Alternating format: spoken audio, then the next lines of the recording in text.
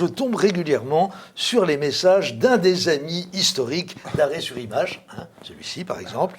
Je veux parler bien sûr de Bernard de la Villardière, alias Nanar le Lascar, le prince noir des trottoirs de Bogota et de Manille, l'ange gardien des gagneuses de Pattaya, l'Albert Londres des salons de massage de Bangkok, le Joseph Kessett des boîtes à striptease de Macao, celui que toutes les prostituées de l'Ouest africain ont surnommé affectueusement M6 boutique ton cul. Vous connaissez cette expression, Daniel, non? Eh oui, vous n'êtes pas assez baroudeur, il ne suffit pas de se faire pousser la barbe.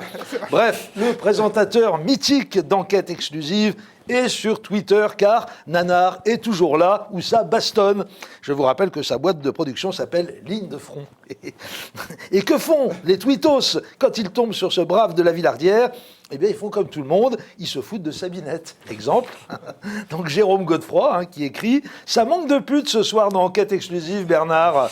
Réponse de la Villardière, mon cher Jérôme, je t'ai connu un peu plus drôle et impertinent, cordialement. Alors effectivement, c'est cordial comme réponse, confraternelle même, Godefroy est journaliste, mais un brin énervé quand même, surtout quand il y a ça qui tombe juste après.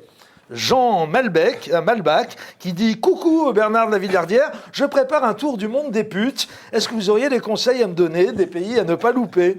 Réponse de la Villardière excédée « Pourriez-vous aller poser vos crottes ailleurs ?» Ouais, il faut le comprendre, Bernard, le foutage de gueule de sa vie, de son œuvre, de ses lancements légendaires en situation style fashion victime en immersion dans le bruit et la fureur du monde en perdition, est devenu un sport national. Un Tumblr désopilant lui est d'ailleurs intégralement consacré, où tout un chacun est invité à apporter sa pierre à l'édifice superbement surplombant de la légende villardienne. Alors, vous voyez, bienvenue dans le monde merveilleux de Bernard, French journaliste, avec une magnifique animation dessinée.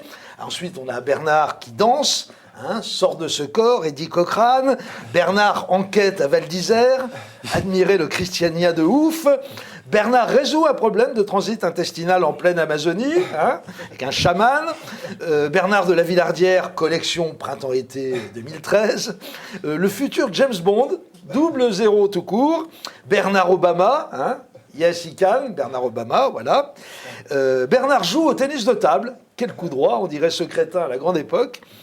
Bernard avec ses amis les dauphins. Ensuite, on a Bernard en galère en Alaska, encerclé par les ours blancs. C'est la légende du Tumblr. Simply Bernard, en galère avec un python, voilà aussi. Et Bernard Ryan Gosling de la Villardière au volant. Et puis, enfin, mon préféré, déjà défenseur de la liberté, Bernard détruit le mur de Berlin en 1989 en compagnie d'un punk allemand. Voilà. Alors, c'est rigolo, mais seulement le principe qui consiste à se foutre de la binette à Nanar participe aujourd'hui d'un tel consensus que lorsque ce malheureux s'essaye à l'autodérision, il tombe à plat et ça fait mal. Et Bernard, il y a beaucoup de miss qui finissent putes ou il n'y a pas un vrai reportage à faire là-dessus? Toutes les putes sont des misses, je vais te dire. Moi qui ai fait le tour des putes de la planète, elles sont toutes belles à l'intérieur. Et oui, là, manifestement, aucun des invités du dîner de Baffy n'a compris que Bernard faisait du second degré. Une nouvelle tentative, évidemment vouée à l'échec.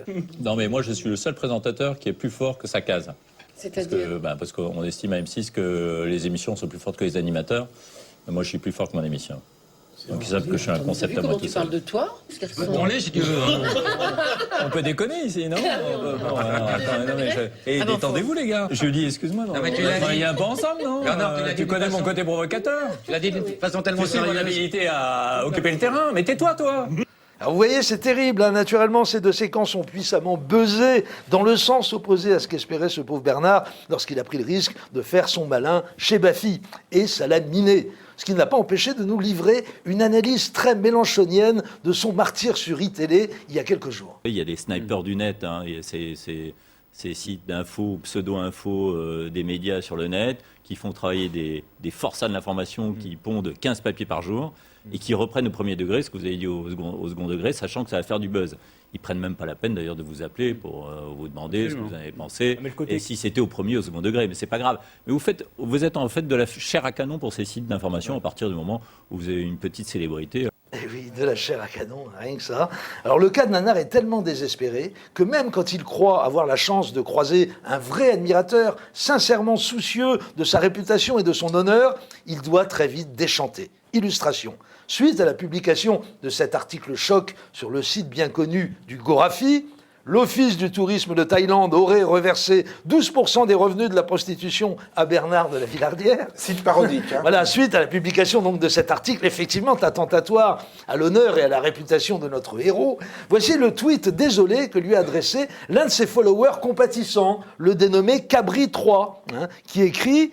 Le Gorafi, aucun souci à diffamer à longueur de journée et dire que vous vivez de ça, triste sort. Réponse de Bernard, le Gorafi est un pastiche. Ce qui est grave, c'est que certains lecteurs ne le voient pas. Nouveau tweet, en rafale cette fois, du même Cabri 3, manifestement toujours sous le coup de sa légitime indignation. Les gens raffolent des scandales croustillants montés de toutes pièces par le Gorafi. Ils ne vont donc pas chercher plus loin que le bout de leur nez. Malheureusement, le grand journalisme est devenu une chose qui se fait rare. J'espère que vous avez déposé plainte pour diffamation. Réunissez toutes les parties pour faire une partie civile. Vous obtiendrez justice contre la serpillière insalubre qu'est le Gorafi. Quelle tirade vengeresse. Alors, ultime tentative de Nanar effondré de faire comprendre à son avocat commis d'office par lui-même qu'il ne plaidait pas pour la bonne cause. Cher monsieur, le Gorafi est un pastiche. Je regrette que votre clairvoyance ait été prise en défaut. Bien à vous. Voilà, c'est terrible ça. Même quand tout le monde essaye de te faire passer pour un âne et que les rares kidams qui prennent ta défense donnent raison au reste du monde. Nanar, on est avec toi. Nous, on a compris de ton humour. Voilà, éloge de la chair à canon. Merci Didier. Dans une seconde, qu'est-ce qui se passe? Voilà que la presse généraliste adore les jeux vidéo. On va essayer de comprendre.